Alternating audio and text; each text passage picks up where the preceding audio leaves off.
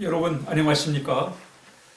오늘은 하나님 말씀 고린도 후서 12장 10절의 말씀이 되겠습니다. 우리 함께 읽겠습니다. 그러므로 내가 그리스도를 위하여 약한 것들과 능력과 궁핍과 박해와 곤고를 기뻐하노니 이는 내가 약한 그때의 강함이라. 아멘.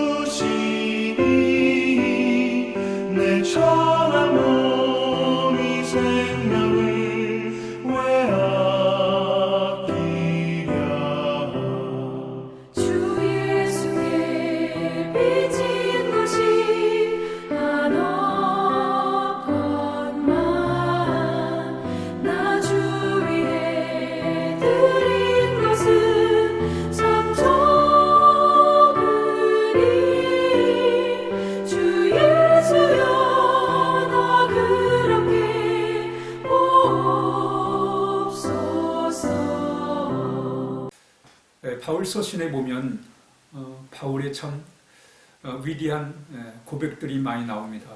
그 중에 우리가 잘 아는 갈라디아 2장 20절에 내가 그리스도와 함께 십자가에 못 박혔나니 그런즉 이제 내가 산 것은 내 안에 그리스도께서 사신 것이라. 이렇게 참 고백하는 바울의 모습을 보게 됩니다. 내 안에 사는 것은 내가 아니라 바로 그리스도라. 그러면서 주님을 향한 그 신실한 그 신앙의 모습을 이렇게 고백하고 있습니다. 또 고린도 교회에 편지하면서 고린도전서 2장 2절에 보니까 나는 너희 중에서 예수 그리스도와 그리고 십자가만을 알기를 원한다 라고 이렇게 고백하고 있습니다. 그러니까 사도 바울은 그저 예수님 그리고 십자가의 그 위대한 능력 복음만을 자랑하겠다 이렇게 그가 고백합니다. 또한 로마서에 보면 로마서 교회에 편지하면서 나는 복음을 부끄러워하지 않는다 라고 하는 그 위대한 고백을 하고 있습니다. 오늘 본문도 사도 바울의 위대한 고백입니다. 고린도후서 12장 10절에 그러므로 내가 그리스도를 위해서 약한 것들과 능력과 궁핍과 박해와 곤고를 기뻐한다. 이는 내가 약할 때 바로 강함이라 라고 이렇게 말씀하고 있습니다. 우리가 일반적으로 볼 때에는 어떻게 참 이렇게 복음을 전하다가 매를 맞고 또는 감옥에 들어가기도 하고 말이죠. 또 말할 수 없는 그 굶주림의 어려움을 겪고 많은 사람들한테 멸시와 천대를 당하는 오히려 그런 박해를 내가 기뻐한다. 이거 우리가 일반적인 상식으로는 도저히 이게 정상적인 그런 모습은 아닙니다. 고난을 당하는데 기뻐한다. 그러면서 내가 약할 때 오히려 강해진다. 이런 역설이 어디 있겠어요? 바울은 어떻게 이런 위대한 고백을 할 수 있는가? 사실도 바울도 갈등이 많았습니다. 하나님의 귀한 사역을 하면서 때로는 남들한테 참 오해를 사기도 하고 억울하게 누명을 쓰고 감옥에 갇히기도 하고 매를 맞고 말할 수 없는 그런 핍박과 어려움들이 있었습니다. 그럴 때 사도 바울이 하나님 앞에 그 어려움 앞에서 기도를 하지요. 하나님, 어찌 내가 하나님의 일을 하는데 이런 어려움이 있습니까? 내가 하나님의 선한 일을 하려고 하는데 이렇게 참 인생이 힘든 부분이 많습니까? 왜 이렇게 고난이 있습니까? 바울이 하나님 앞 예수님께 기도하지요. 기도할 때 그런 갈등 속에 하나님 앞에 기도할 때 주님께서 들려주시는 음성이 있습니다. 그 음성이 뭐냐면 고린도 후서 12장 9절에 나옵니다. 주님께서 바울에게 하신 말씀이요.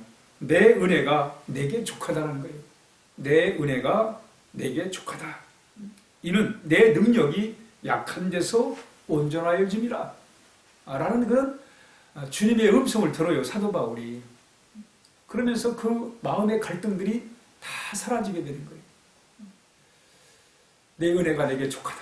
이게 무슨 말씀이냐면 사도 바울이 주님을 위해서 이렇게 일을 하다가 매를 맞고 감옥에 갇히게 되고 말할 수 없는 참 박해를 당하지만 그러나 그 박해 가운데 우리 주님의 은혜가 있다는 거예요.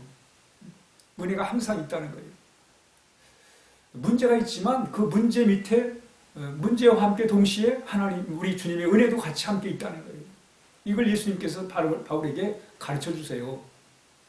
그러면서 오히려 그 어려움 중에 주님의 은혜는 더 크다는 거예요. 문제보다 하나님의 은혜가 더 크다는 거예요. 문제보다 하나님의 도우심의 손길이 더 강하다는 거예요.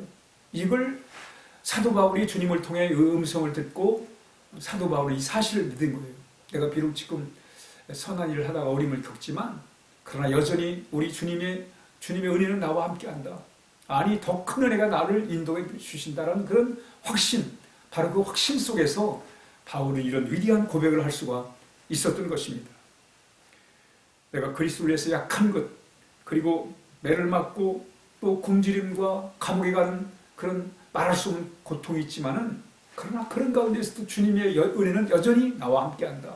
아니 더 큰 은혜가 내게 임한다. 그 은혜가 나를 강하게 한다는 거예요. 이런 고백이 바로 환난과 핍박 가운데서도 참 사도 바울이 주의 일을 열심히 할 수 있었던 비결입니다. 베드로 사도도 똑같아요. 베드로 사도도 베드로전서 1장 6절에 보면 그러므로 너희가 이제 여러 가지 시험으로 말미암아 잠깐 근심하게 되지 않을 수 없으나 오히려 크게 기뻐하라 그랬어요. 베드로 사도는 이 사실을 안 거예요. 어려움이 있지만 시련과 역경이 있지만 그러나 오히려 그것이 주의 더 큰 은혜를 경험하는 기회다. 그러니 기뻐하라라는 거예요. 야고보도 똑같은 말을 하잖아요. 너희가 시험을 당할 때 기뻐해라. 즐거워해라. 오히려 즐거워하라는 거예요. 야고보도 이 사실을 안 거예요. 고난 속에 주의 은혜가 함께하고 주님의 더 큰 능력이 임한다는 사실을 알고는 이렇게 고백하고 있는 것입니다. 그러면서 사도 바울은 나의 나된 것은 하나님의 은혜라고 이렇게 고백하고 있습니다. 그렇습니다, 여러분. 우리가 은혜와 주님의 은혜가 임하면 우리 그 은혜 속에서 어떤 시련과 역경도 이기면서 살아갈 수 있는 놀라운 능력이 주어지게 되는 거예요. 그 일본의 엔토 수사쿠라고 하는 분이 책을 썼는데 제목이 침묵이에요. 이 책의 소설인데 이 책에 나오는 이야기 중에 그 일본의 초창기에 복음이 들어왔을 때 참 많은 핍박을 당하게 됩니다. 어려움을 겪게 돼요. 예수님 그 때문에. 그때 어느 마을에 마을 사람들이 예수님을 참 성실하게 진실하게 예수님을 믿는 거예요. 이 박해가 시작된 거예요. 그러면서 예수 믿는 사람들을 감옥에 가두는지 죽이는 그런 일이 자행되고 있었습니다. 이때 이제 마을 사람들에게 시험이 와요. 그게 뭐냐면 예수님의 초상화를 받고 지나가는 사람들, 예수님의 초상화에 침을 뱉는 사람들은 살려주겠다. 그렇지만 그걸 하지 않고 순수한 믿음을 지키는 사람은 죽게 된다는 거예요. 그럼에도 불구하고 이 바닷가의 마을 사람들은 믿음을 지켜요. 그럼 결국은 이제 어떻게 얼마나 큰 고통을 받냐면 이 바닷가에다가 기둥을 세워놓고는 거기다가 이 예수 믿는 사람들을 메어 다는 거예요. 그러다 보니까 이 파도가 이렇게 출렁거릴 때마다 숨을 쉴 수 없는 그런 고통 속에 거하게 됩니다. 이로 말할 수 없는 참혹한 고통이 이제 주어지게 되고, 그런데도 이들은 그 믿음을 신실하게 지켜나갑니다. 복음을, 주님을 거부하지 않고 끝까지 믿음을 지키는 거예요. 이때 그 모습을 그들에게 복음을 전했던 포르투갈 선교사가 지켜봐요. 하나님께 기도하죠. 어떻게 하나님, 저들이 저렇게 신실한 믿음을 이렇게 지키려고 하는데 저들에게 저는 큰 말할 수 없는 고통과 환란이 있으니까 라고 이렇게 기도를 드리죠. 그러나 그 기도 이면에 어떻게 이들은 이런 고통 속에서도 순수한 믿음을 지켜나갈 수 있었을까? 그 배후에는 바로 하나님의 은혜가 있다는 거예요. 이 땅이 전부가 아니라, 눈에 보이는 게 전부가 아니라 바로 하나님이 함께 하시는 하나님의 나라의 은혜, 하나님 나라의 소망이 있기 때문에 바로 그들은 그 은혜가 더 크기 때문에, 죽음보다도 하나님의 은혜가 더 크기 때문에 그렇게 아름다운 믿음을 지켜나갈 수 있었음을 우리가 그 이야기를 통해서 발견하게 되는 것입니다. 오늘 사도 바울의 발견, 사도 바울의 고백, 어떤 어려움 속에서도 오히려 기뻐하는 것은 내가 약할 때 강함이라. 우리가 이런 아름다운 신앙을 우리가 같이 함께 지켜나가야 하겠습니다. 그 아름다운 신앙이 우리의 삶을 복되게 만들어가는 거예요.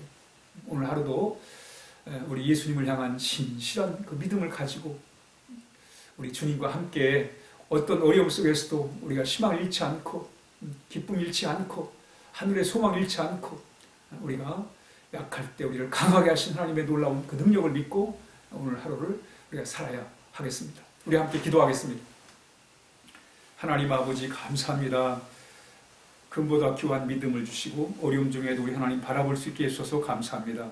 우리의 믿음이 더욱더 순수해지게 하시고 더 견고해지게 하시고 하나님을 영원롭게 하는 하나님 복된 삶이 될 수 있도록 인도하여 주옵소서.